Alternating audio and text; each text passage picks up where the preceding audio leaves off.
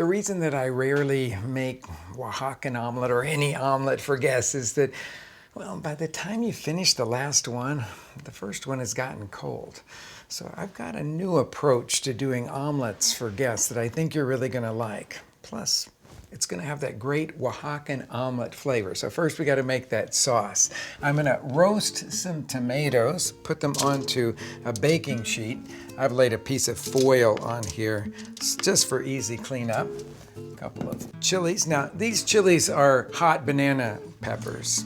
In Oaxaca, of course, they would use that chile de agua, which I think is really good, but these have a bright flavor and a lot of heat too. So put them underneath the broiler, which I've already preheated. We're going to let those roast for about 5 minutes per side until they're blackened and blistered. To start the sauce, a skillet goes on to about a medium-high heat.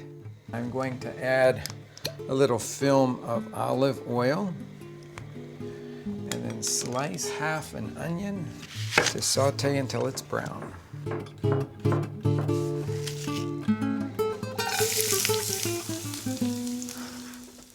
When the roasted tomatoes and chilies have cooled down to room temperature, pull the skin off of those chilies, then pull out the seed pod, scrape out all the seeds, and then cut the chili into little strips about 1/4 of an inch wide, maybe 1.5 inches long.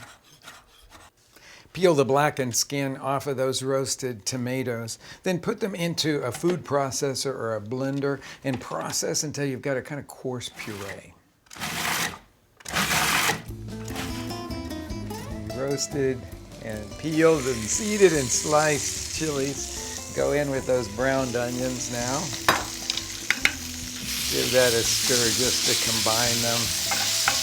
And when they get hot, I'm going to add our puree of tomatoes. I'm going to let this cook down until it gets a little bit darker and thicker. I'm going to add a little bit of broth to this. I'm just using a store-bought broth, good quality. Okay, about 1.25 cups.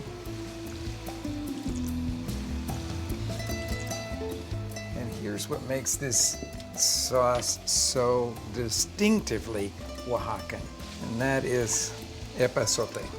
Easy to grow in the U.S. You can find it at a lot of farmers markets, even some well-stocked grocery stores, certainly Mexican grocery stores. Try it out because it is such a beautiful flavor. I'm going to pull off the leaves only and put those in.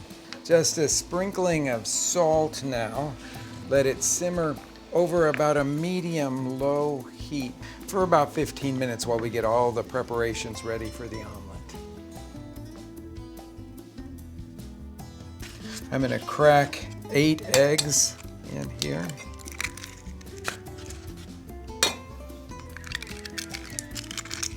Add some salt to these eggs. And then I'm going to add about 1/4 cup of water. This will lighten the texture of those eggs. And now I'm going to beat them just enough to blend the yolk and the white. Fill the pan with a generous coating of olive oil. Pour in the eggs. As it bubbles up, drag the cooked part to the center. And when almost all of the egg is set, start to roll it forward. Then right into your platter. And then spoon the sauce over and around the omelet. I love queso fresco on this dish, so I'm going to crumble over the top some beautiful fresh cheese. Decorate the whole thing with some leaves of epazote. It's just as easy as that. You've got brunch for a crowd.